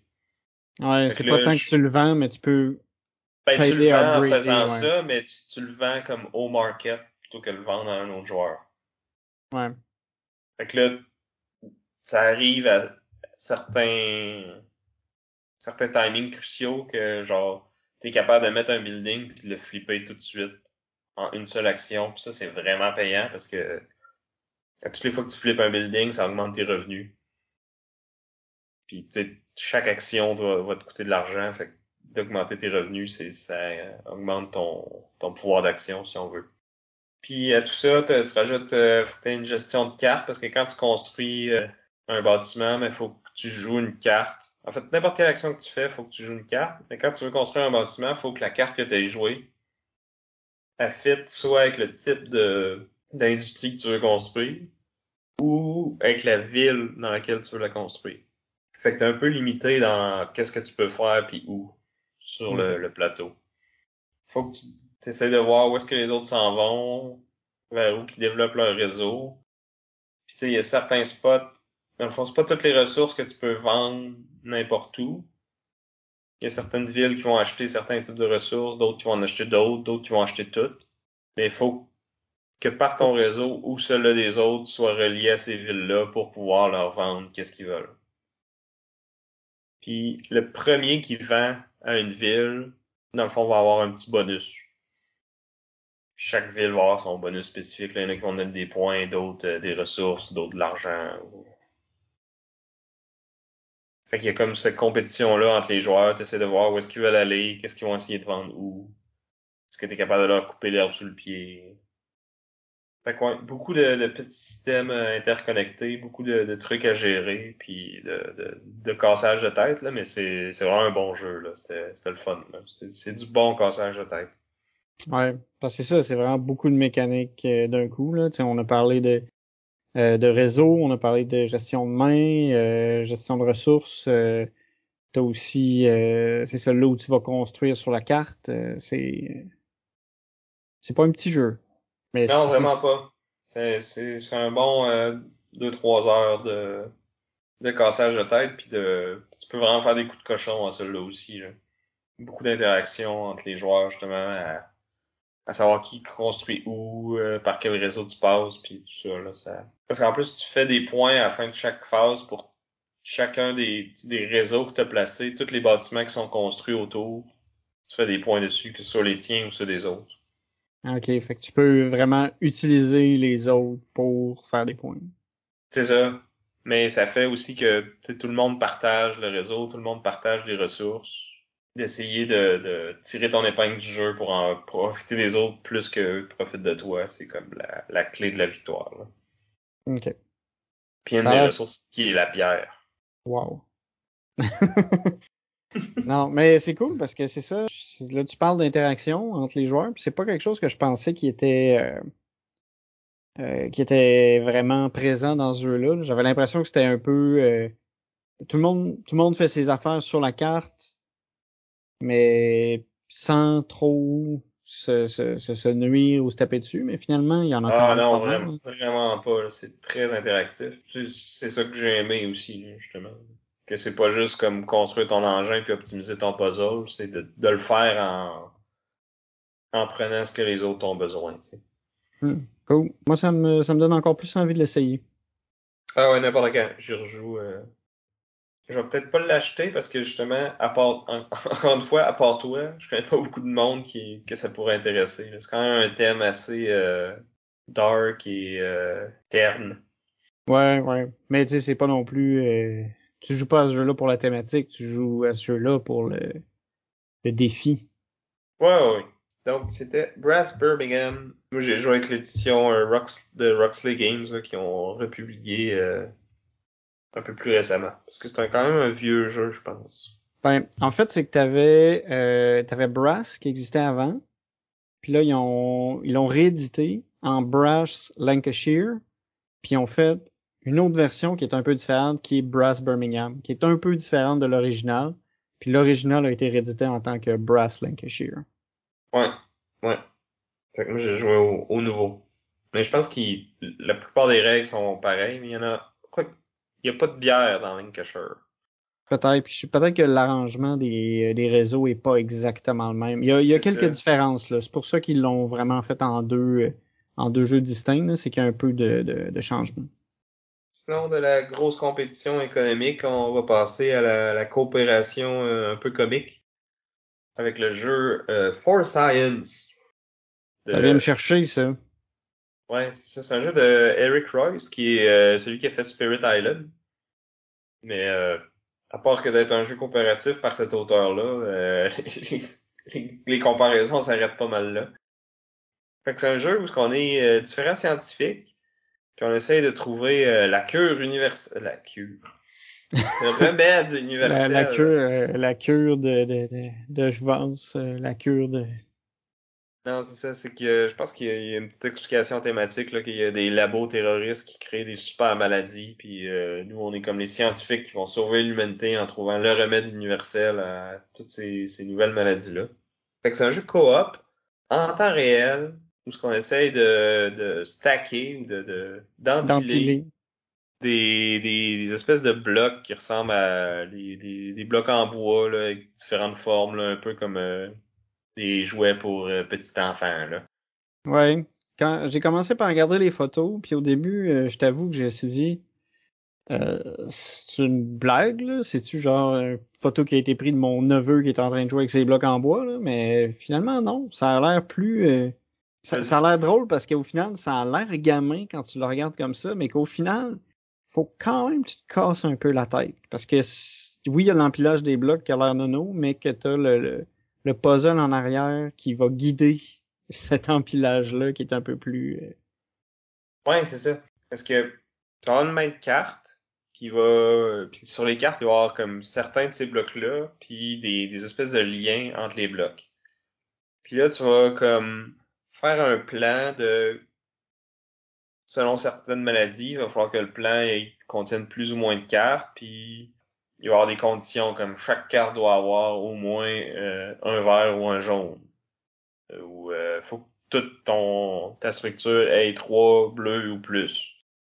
Fait que là, en temps réel, tout le monde peut aller mettre des cartes sur n'importe laquelle. Tu sais, il va y avoir 3 maladies à la fois qui peuvent être contrées.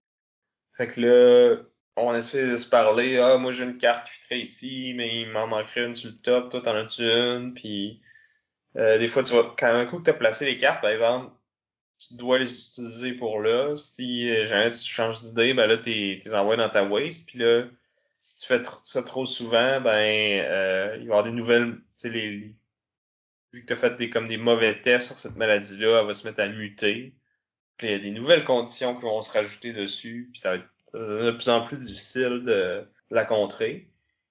Puis là, un coup que tu as fait ton plan, puis je pense qu'il est satisfaisant, tu demandes du peer review, donc la revue par les pairs. Fait que tu demandes à un de tes coéquipiers, OK, check le plan, est-ce que ça marche? Fait que là, lui, il va checker, les connexions sont correctes, les conditions sont respectées, puis là, il va dire, OK, c'est beau, c'est vérifié. Fait que là, tu peux te mettre à essayer d'empiler les blocs pour respecter ce plan-là. Puis là, encore une fois, tu vas demander un peer review à un autre joueur un coup que t'as empilé tes blocs puis que ça tient. Ouais, ça doit être un gros défi, ça. Ouais, quand même, parce que tu sais, il y a des formes qui fit plus ou moins bien ensemble. T'as des cylindres, des espèces de pyramides, des prismes rectangulaires, puis toutes de grosseur pas tout le temps pareil. Puis c'est de respecter toutes les conditions. Il y a juste certaines pièces qui peuvent toucher à la table. Celle-là, faut qu'elle touche à celle-là, mais pas à l'autre, puis etc., etc. Tu sais, t'as 15 minutes pour faire tout ça, là. Puis là, Pour faut que soigner les 3 maladies, dans le fond. Ouais, mais dans le fond, quand t'en réussis une, t'en rajoutes une nouvelle. OK. Ah oui, en Fait que fait, tu peux en guérir autant que tu veux. Et pourquoi que t'es guéri, c'est que ils vont te au donner fur et à des mesure... petits morceaux de casse-tête. C'est vrai, parce que t'as l'autre C'est ça. casse-tête après. Exact. Dans le fond, plus elle va être difficile, plus qu'elle va te donner de ressources pour acheter tes morceaux de casse-tête, dans le fond. T'as comme des livres puis des microscopes, puis là, tu sais passer un peu comme tu veux. Puis là, ça te donne des espèces de tuiles avec des formes un peu funky qu'il faut que tu arranges un peu à la Carcassonne là, ou aux autres jeux de placement de tuiles. Là. Fait que t'as comme des espèces de blobs microscopiques de 3 couleurs différentes qui vont avoir des symboles dans les autres. Fait que là, t'essayes d'arranger les pièces pour fermer des formes. Puis là, quand t'en as fermé assez, c'est comme ça que tu gagnes. Fait que là, il faut que tu guérisses assez de maladies pour avoir assez de morceaux pour être capable de faire ton puzzle puis accumuler assez de points. Puis, dépendamment du niveau de difficulté que tu joues, tu peux, parce que c'est un jeu d'Eric Royce, fait que tu peux moduler ta Ajuster. difficulté d'à peu près 28 millions de façons. Tu peux rajouter des événements. Fait que là, t'as comme une application qui fait le timer, mais que là, des fois, ça fait comme alerte, alerte, alerte. Fait que là, faut que tu arrêtes de travailler sur ce que tu travailles. Tu piges une carte événement, puis là, faut que tu l'appliques immédiatement. Puis comme des affaires du genre lève-toi, puis faut que tous les joueurs se lèvent, puis fassent 3 tours de la table avant de pouvoir recommencer à travailler. Ou OK. fouille dans le livre de règles à la page X, puis lis la ligne Y. Puis là, X et Y dépendent de je sais pas quoi, là, des conditions dans le jeu. Fait que là, faut que tu lis cette ligne-là à voix haute, puis tu dises Of course! Là, si tu peux t'en remettre à travailler. Fait que c'est ça, c'est un jeu qui se prend pas au sérieux, qui est vraiment comme le fun, puis silly. Ouais, un peu nono, là, un peu drôle, Ouais, c'est ça. comique. Comique. T'as l'air fou quand tu joues, mais tu joues tout le monde ensemble, puis tout le monde a l'air fou, fait que c'est drôle. En plus, chaque personne, dans le fond, va avoir un petit pouvoir spécial qui dépend de son rôle. Là. Fait que t'as le Doctor Obvious, le Overwork Lab Assistant. Dans le fond, lui, c'est qu'il aurait besoin de 3 mains. Fait qu'il est comme capable de tenir la structure qu'un autre joueur essaie de construire pour la stabiliser avec une main. Puis là, au fur et à mesure que la partie avance, tu peux rajouter d'autres parties du corps pour t'aider. Quand tu scores un certain nombre de points. Wow. T'en as un que c'est l'assistant qui amène le café. Fait que là, les autres joueurs peuvent dire coffee please. Fait que là, tu peux leur donner une carte de plus pour qui dépasse leur limite de main. Pour leur donner plus d'options pour jouer sur les plans. Fait que quand t'es lui, tout le monde est tout le temps coffee please, coffee please. Fait que t'essaies de travailler, mais là, faut Tout le temps que distribuer tu les donnes des cartes. cartes. Hein. Puis c'est ça, tu sais, il n'y a pas vraiment de rôle défini dans qui doit construire telle maladie. Ou tu sais, chaque joueur peut avoir sa petite maladie, son projet personnel, si on veut.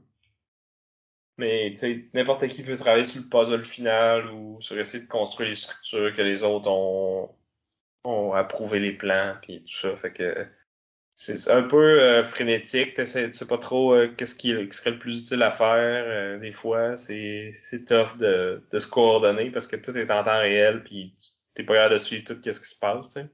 Ouais, puis 15 minutes, c'est un temps réaliste ou t'es sur le nerf pour réussir? Ben, je pense que j'ai joué 4 parties puis on a gagné une. OK. Puis, tu sais, 16 minutes, c'est comme le par défaut, là, mais tu peux moduler ça aussi, là. Tu peux mettre jusqu'à 20 comme tu peux mettre jusqu'à 8, je pense. OK, ouais. Si tu veux te donner un bon défi, là. Tu disais, c'est ça, que le jeu se prenait pas trop au sérieux, puis j'ai vu que le nom de l'extension, elle s'appelait Psy Hard. Je sais pas si on a joué avec. OK. Ça se peut que oui. Il me semble qu'on avait certains trucs d'expansion. On les a peut-être enlevés. Dur à dire. Mais pour vrai, c'est très niche là, comme game. C'est pas tout le monde qui va vouloir jouer à un jeu coop de dextérité en temps réel. Ouais. Si j'avais un groupe qui embarque là-dedans, là, c'est vraiment drôle. Puis tu sais, pour nous, c'est encore plus drôle parce que La thématique vient nous chercher, là. c'est ça. Combattre des Mais maladies, puis... c'est ça. Mais tu sais, j'ai joué avec d'autres gens qui sont pas dans le milieu scientifique puis qui ont bien aimé ça aussi. Tu sais. OK. Donc c'était For Science de Eric Reuss. Un dernier que je voudrais parler. Non, c'est pas vrai. Un avant-dernier que je voudrais parler. Le jeu s'appelle Ghost of Christmas. Donc c'est un jeu plus petit, plus léger. C'est un jeu de levée.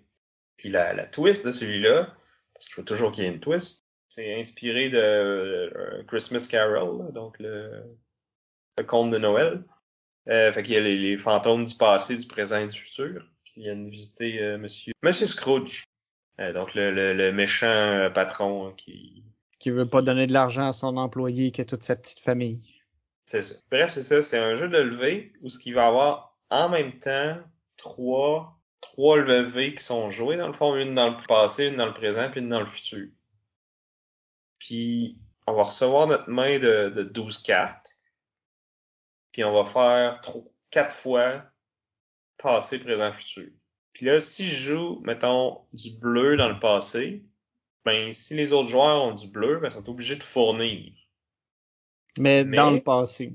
dans le passé seulement, c'est ça. Fait que après, si quelqu'un va jouer du jaune peut jouer du jaune dans le présent, puis un autre joueur peut aller mettre du vert dans le futur. Mais tu sais, au moment que tu joues la carte, t'es obligé de fournir si t'es capable. Mais je pourrais, si mettons, il me reste juste un bleu, puis que là, Vincent, il a joué un bleu dans le passé, ben, je pourrais aller domper ce bleu-là dans le futur, parce que je sais que je gagnerai pas ce main-là de toute façon. Puis, après ça, jouer mon rouge dans le passé pour venir le couper. Oui, parce que D'accord. le rouge, c'est l'atout. C'est ça, exact. Fait que, faut gérer notre main sur les trois, euh, Les trois moments dans le temps. dans le temps, puis il faut gérer aussi, tu sais, comment je vais en gagner dans les 3 premiers versus les 3 derniers. Parce que, dans le fond, au début d'une manche, là, quand on reçoit nos 12 cartes, c'est à ce moment-là qu'on doit déclarer combien de levées qu'on va être capable d'aller chercher. Puis là, on a deux choix. On peut dire un chiffre exact. Puis là, si on réussit, on va faire 2 fois ces points-là. Fait que si je dis je vais en faire exactement 4, ben, si j'en fais 4, je vais faire 8 points. Et si j'en fais 3 ou 5 ou n'importe C'est quoi qui n'est pas zéro. 4 dans le fond, c'est 0 point. Mais je peux aussi dire, ah, là, je suis pas trop sûr, je pense que je vais en faire 4 ou 5. Fait que là, je me donne un jeu, j'ai comme plus de possibilités de réussir. Mais si je réussis, je fais juste 1 point par le levé que j'ai fait. Fait que je vais en faire 4 ou 5 versus en faire 8. Fait qu'il faut que tu times sur quand est-ce que tu vas les gagner, ces mains-là. Puis d'essayer de nuire aux autres pour soit qu'ils en fassent trop ou qu'ils en aient pas assez.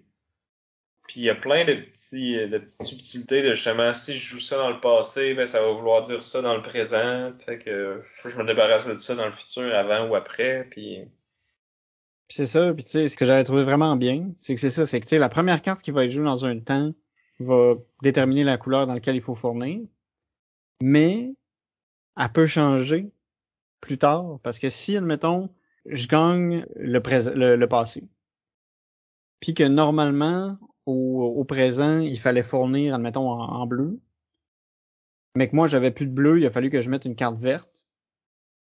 Mais vu que j'ai gagné le passé, c'est la couleur que j'ai mis dans le présent qui devient la couleur dans laquelle il faut fournir. Puis là, ben, vu que j'étais probablement le seul qui a pu mettre son bleu parce que j'avais plus la couleur qui était demandée, ça devient la couleur qu'il fallait que ça demande, la couleur qu'on demandait, puis ça fait que je gagne cette levée-là aussi. Fait que il y a comme un niveau de réflexion puis de stratégie un peu, qui était assez intense, je trouvais, pour un petit jeu de levée. ouais, puis tu sais, ça se comprend super vite, là. On revient à facile à apprendre, difficile à maîtriser, là. C'est comme, les règles sont super simples. Là, on les a quasiment toutes expliquées, là. Mais les différentes stratégies que tu peux faire en essayant de manipuler, un peu comme tu as dit, les trois timelines, les différentes couleurs, les autres joueurs, tu sais, c'est vraiment, vraiment cool, là. Ça, c'en est un que je vais vouloir m'acheter aussi. Ouais, non, ça, je trouvais vraiment une bonne twist, là. Rajouter, c'est ça, de la complexité vraiment en plus, là. Parce que c'est plus juste de savoir de savoir le nombre de levées qu'on va gagner. C'est de prévoir que une levée qu'on pouvait perdre ou qu'on devait perdre, finalement, il y a moyen de pouvoir la gagner, même si au départ, c'était pas supposé. Fait que Ouais. je trouve ça intense. Mais c'est dangereux parce que justement, il faut souvent en réussir un nombre exact. Fait que tu veux pas trop en gagner non plus. Ouais. Puis quand t'es le premier à parler, que tu sais pas, t'as aucune information sur les autres, c'est dur de faire le bon bid ou la bonne mise. Tu te dis, ah, j'ai un jeu quand même pas pire, mais tu sais, si les autres ont vraiment un jeu poche, ben ils vont essayer de passer en dessous plus souvent qu'autrement. Fait que peut-être que les autres ils vont juste vouloir en faire 2. Moi, je vais me ramasser en ramasser 10, mais j'ai misé 6, fait que je suis dans le trouble, tu sais. Versus quand t'es le dernier, que t'as vu les mises de tout le monde, ben là, t'as un peu plus une idée de où est-ce que tu te situes, puis tu peux jouer plus les troubles fêtes aussi, là. Ouais. Donc c'est ça, c'était Ghost of Christmas. Puis finalement, un petit mot sur War of the Ring, un jeu que j'ai déjà défendu dans un duel précédent, mais que j'ai eu la chance de jouer avec l'édition anniversaire limitée. Seulement 2000 copies ont été produites. Toutes les miniatures étaient pré-peintes. Le board est gigantesque, là, je pense que 150% de la taille du board normal. Qui est quand même gros, là. Ouais, il prend de la place sur la table. Là. On avait l'impression d'être vraiment des généraux autour d'une carte de guerre. Moi, j'ai joué les peuples libres, puis j'ai malheureusement perdu. Mon Frodon a été corrompu par l'anneau à la dernière marche de la piste là, du Mordor. Bon. Où est-ce qu'il est Gollum quand on a besoin de lui? Ben, c'est lui qui l'a tué, justement, parce que mon adversaire avait joué la carte de Ring is Mine, là, qui rajoute comme la pire tuile que tu peux pas piger pendant la hunt. Puis c'est cette tuile-là qui a été pigée à la fin pour tuer mon Frodon. Strider, qui était le seul compagnon encore en vie, malgré son sacrifice, n'a pas pu empêcher Gollum de voler l'anneau. Bon. C'était une game vraiment épique, puis tu sais, d'avoir la chance de jouer avec cette édition de collection-là, c'était quand même assez malade. Là. Vous irez voir, j'ai mis des photos sur Instagram. Là. Ouais, c'est drôle parce que là, c'est toi qui parles de bling, hein. D'habitude, c'est moi là, qui est là puis qui capote sur les minis puis qui Puis là, c'est toi là, qui a profité du gros bling.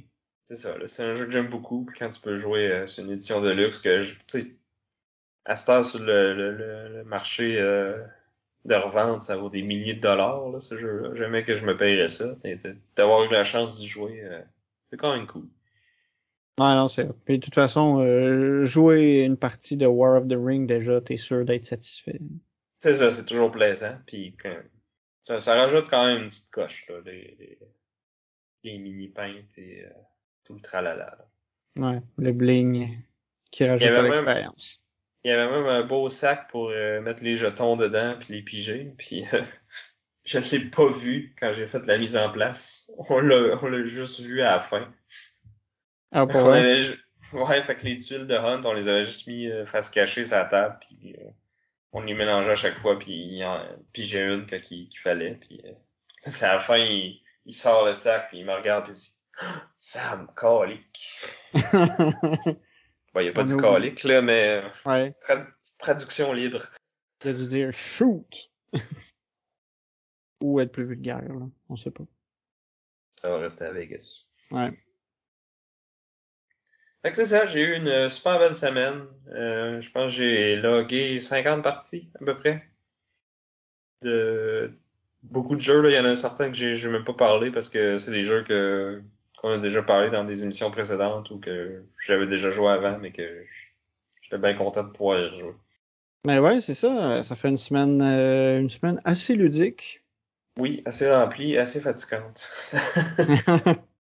Ouais, c'était pas tous des jeux non plus. C'était pas tous des petits jeux, là. Fait que ça a dû demander un peu au hamster de tourner. Ah, en masse, mais c'était vraiment le fun. Puis c'était cool de rencontrer des gens que je connaissais de communautés en ligne, puis de pouvoir les voir en personne. C'était vraiment bien. Puis c'est ça, il y a deux gars avec qui ça a vraiment cliqué, puis qu'on a passé pas mal toute la semaine ensemble, puis l'ambiance des parties avec ces gars-là était vraiment le fun. On avait la répartie puis l'insulte amicale assez facile. Fait que c'était une cool dynamique, là. Puis, tu sais, on n'a pas juste joué entre nous autres, là, on a joué avec plein de, tu sais, dans le fond, à la convention, ils ont comme un système, ils ont comme des pancartes si tu cherches des joueurs ou même si tu cherches un professeur. Fait que si tu connais pas les règles du jeu, tu mets la boîte du jeu avec la pancarte, puis tu t'assois, puis là, si quelqu'un peut s'arrêter puis dire ah ouais, je connais ce jeu-là, je vais te l'expliquer, puis je vais jouer avec toi. Puis, fait qu'on a eu beaucoup de parties comme ça, comme jouer avec des inconnus, mais toutes des passionnés de jeu, puis qui sont là pour avoir du fun. Fait que c'est cool.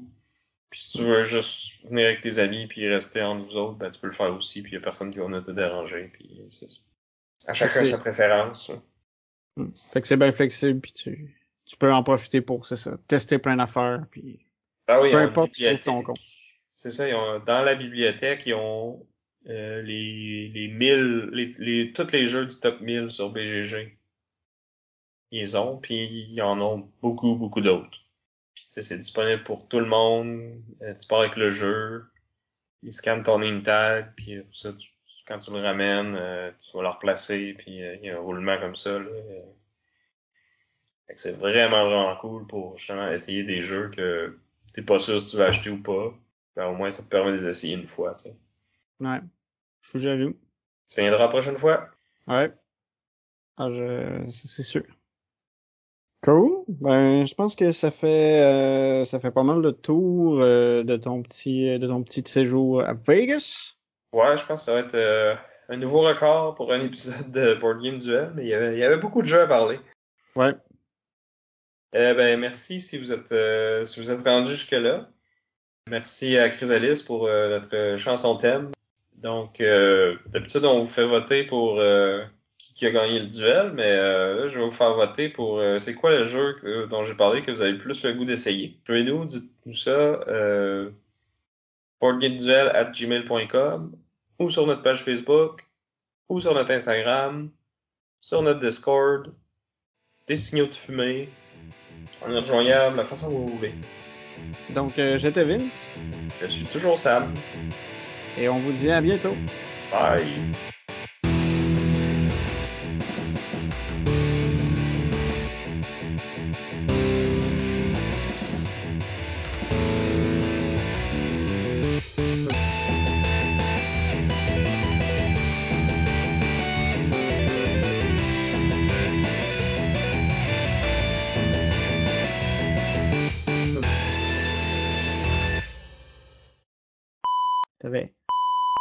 Ouais, what?